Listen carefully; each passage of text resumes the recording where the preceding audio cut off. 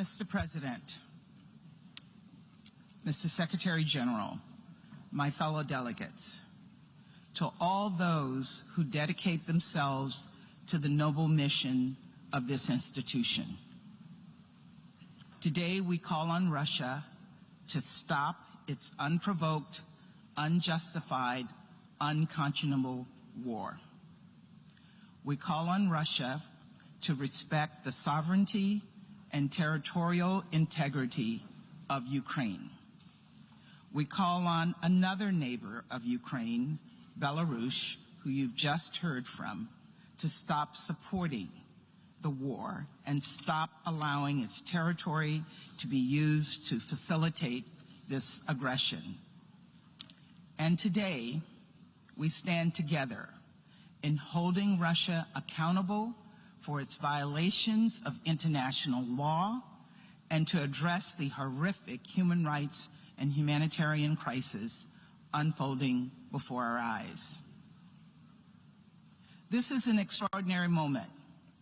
For the first time in 40 years, the Security Council has convened an emergency special session of the General Assembly. 40 years. Most of the men and women fighting in Ukraine were not even born the last time the United Nations came together in this way to unite for peace. And I would venture that many of the people in this room were not born when that happened.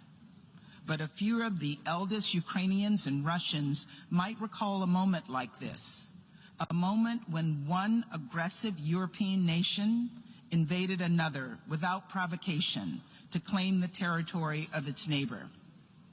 A moment when a European dictator declared he would return his empire to its former glory. An invasion that caused a war so horrific that it spurred this organization into existence. Now, at more than any other point in recent history, the United Nations is being challenged. If the United Nations has any purpose, it is to prevent war.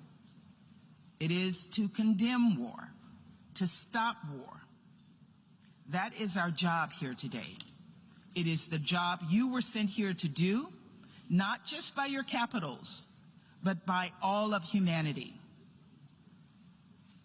A lot has happened very quickly to bring us to this unique moment.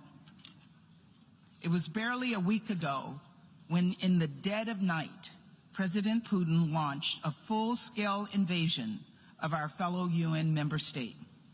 At the very moment the Security Council was holding an urgent meeting attempting to foster diplomacy and de-escalation. As the Security Council discussed peace, Putin declared war. Ukraine has defended itself with great courage and vigor. As President Biden said in his State of the Union address last night, President Putin, and I quote, met a wall of strength he never imagined. He met the Ukrainian people. But the brazen and indiscriminate nature of Russia's attack has had devastating, horrific consequences for the entire country. Russia has bombed residential apartment buildings. It has bombed sacred burial grounds. It has shelled kindergartens and orphanages and hospitals. Russia has spurred mass hunger and caused so many to flee their homes. The latest UN estimate are marching toward 1 million people. We thank the countries who have opened their borders, who have opened their hearts, opened their homes to those fleeing Ukraine. And I want to echo the UN Refugee Agency's call to help and welcome all those fleeing conflict without regard to race or nationality. Refugees are refugees. For those who remain, Russia is destroying critical infrastructure, vital services which provide millions of people across Ukraine with drinking water to stay alive, gas to keep people from freezing to death. And now it appears Russia is preparing to increase the brutality of its campaign against Ukraine.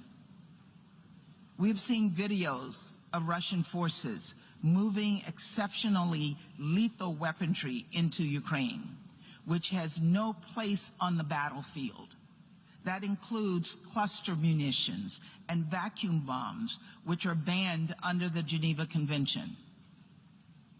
We all have seen the 40-mile-long lethal convoy charging toward Kyiv.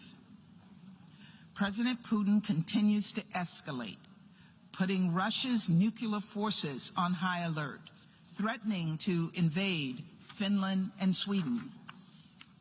At every step of the war, Russia has betrayed the United Nations.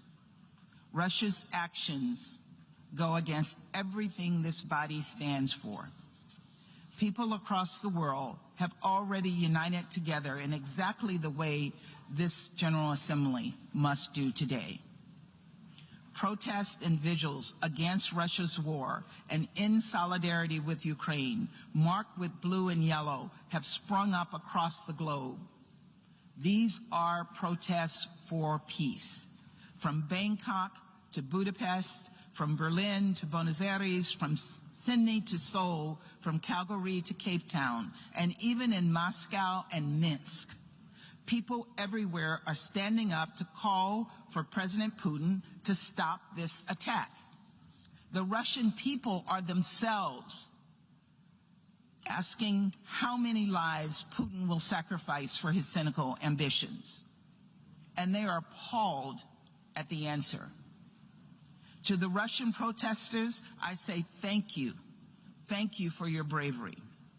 To the Russian soldiers sent to the front lines of an unjust, unnecessary war, I say your leaders are lying to you.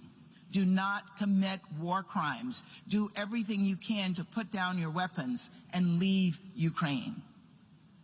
The truth is that this war was one man's choice and one man alone, President Putin. It was his choice to force hundreds of thousands of people to stuff their lives into backpacks and flee the country, to send newborn babies into makeshift bomb shelters, to make children with cancer huddle in hospital basements, interrupting their treatment, essentially sentencing them to death. Those were President Putin's choices. Now it's time for us to make ours. The United States is choosing to stand with the Ukrainian people. We are choosing, in coordination with our allies and partners, to impose severe consequences on Russia. We are choosing to hold Russia accountable for its actions, and we will soon turn to vote on a resolution that does just that. We believe this is a simple vote. Vote yes if you believe UN member states, including your own, have a right to sovereignty and territorial integrity. Vote yes if you believe Russia should be held to account for its actions. Vote yes if you believe in upholding the UN Charter and everything this institution stands for. Thank you very much. I thank the distinguished representative of the United States.